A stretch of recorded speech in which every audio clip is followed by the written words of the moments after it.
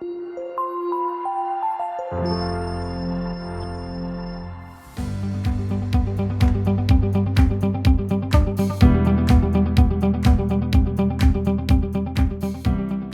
operate voice building in Bangladesh? Yes, you can, but then you talk to the company who's running it now in America, and then I can give you the company information. Write to me later on offline, and contact the company. They can tell you how you can do it if you are able to.